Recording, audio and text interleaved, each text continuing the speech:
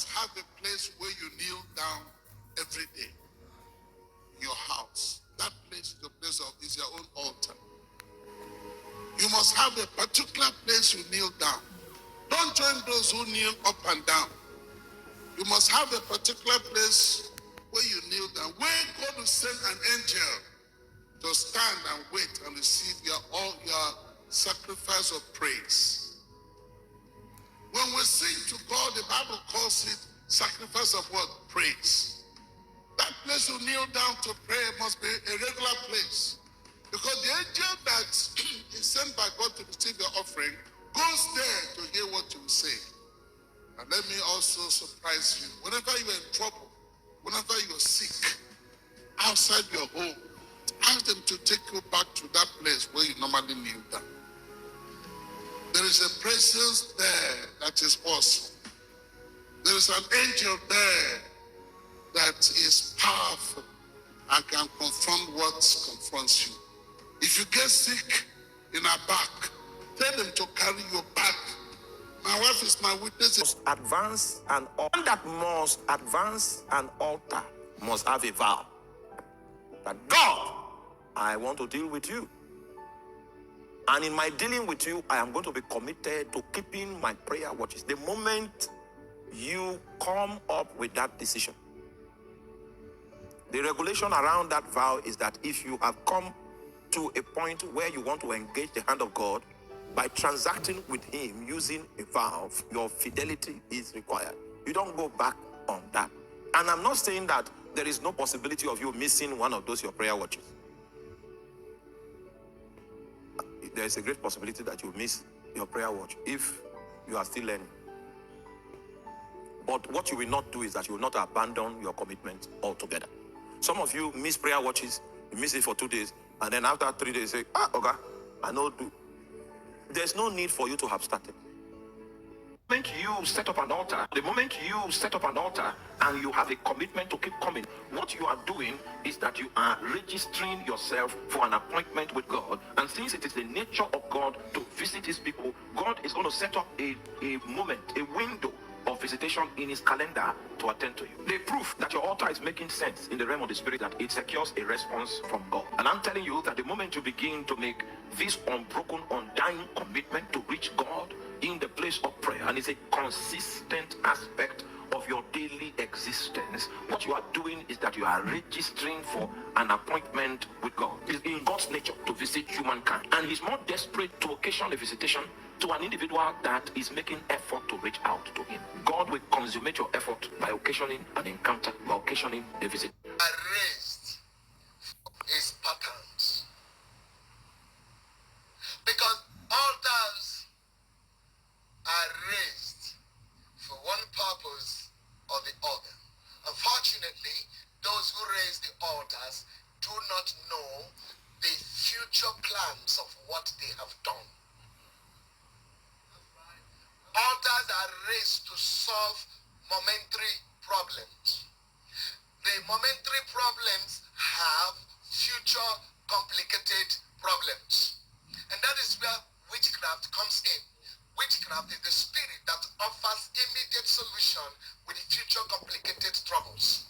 So we become victims of what we did or of what they did. It has become so complicated because of the time factor. Time does not solve spiritual problem. Time complicates spiritual problem because you wouldn't know where it began and how it began. You are only a victim of what has been in existence. And God said to Jeremiah, root out. Can I hear somebody say root out?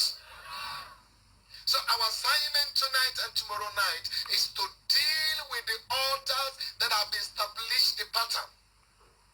Let me give you oh my God. Altars are places where troubles can stop or troubles can be multiplied. Altars. Altars are places where sacrifices are made. I told you yesterday, when they come with sacrifice to the altar, what the altar receives is blood. They carry the flesh to eat. When the altar receives the blood, nobody sacrifices anything on the altar without saying something. Whatever they say become laws sealed with blood that implicates us. They now become laws that keep us captive. Whatever pattern in the family you are going through was established on the altar. Therefore, if you don't deal with the altar and you are dealing with the pattern, then you are not going to succeed. It's where the witchcraft authorities are housed. Altar is where the witchcraft authorities are housed. And witchcraft are the ones that execute the order of the altar. Please, you must understand this. There are three spirits that operate on every altar. The ruler spirit, the familiar spirit, and witchcraft spirit. The ruler spirit is the power in charge. Is the power that dictates. But witchcraft spirit and familiar spirit is the spirit that takes the record, that keeps information, is the secretary of the family, that wrote the minute of what happened, when it happened, why it happened, and the consequences of whoever breaks this law. Then witchcraft is the one that takes instruction. Go and destroy there he goes, based on the altar. And witchcraft do not just come to you as witchcraft. Witchcraft operates in absolute subtlety. It goes by manipulation. Witchcraft operates in absolute subtlety.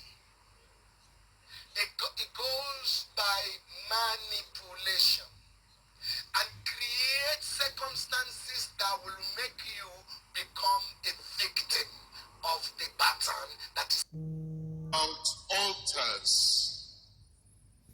An altar is a place where sacrifices are made to deities, to little demons, sometimes to God. Many of us come from families, from communities where they have little gods that they worship. Where I come from, for an altar to be raised, they will have to bury 7 young men and 7 young girls alive and put stones together where they were buried. And promises are made and vows are made. And when you offer sacrifice to any altar, you are giving that altar voice and power to rule, and to rule many generations. It's also a place of worship where humanity enters into covenant with divinity. Those who worship there, they enter into a covenant with the gods they call upon. No altar has power until sacrifice is made to that altar. It is what the native doctor says when he's concocting whatever he's concocting, or when receiving your sacrifice, that determines the power on that altar. It also determines the type of demons that will respond or attend to that sacrifice. Sacrifice is an offering of an animal or something of great value to an altar, to deities. Remember I said an altar has no power until sacrifice is made to that altar. One a sacrifice is made, the altar will begin to speak and rule and determine the destinies and can repackage destinies.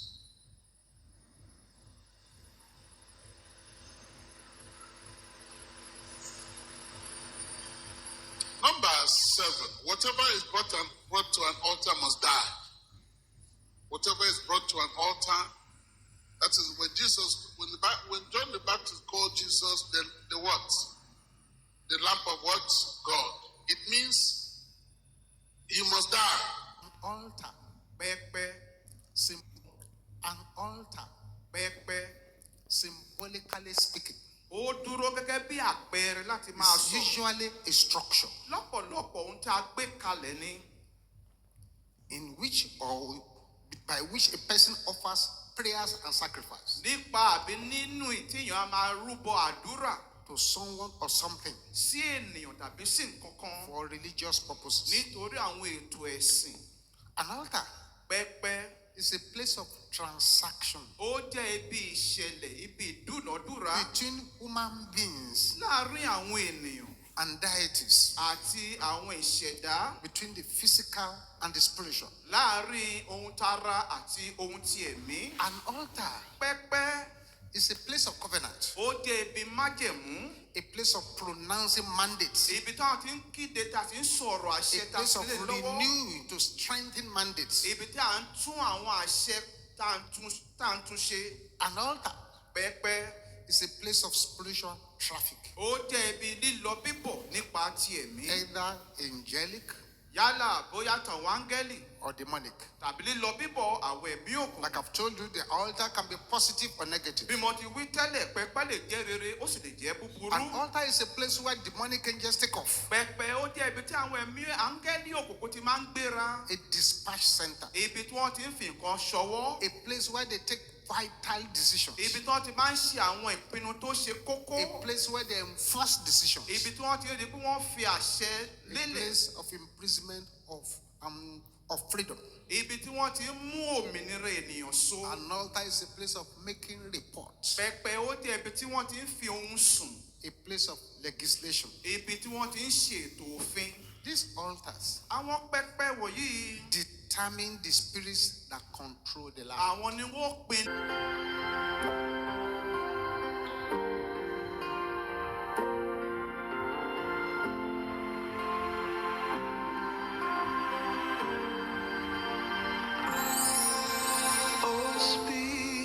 From your heavens, and the earth will hear.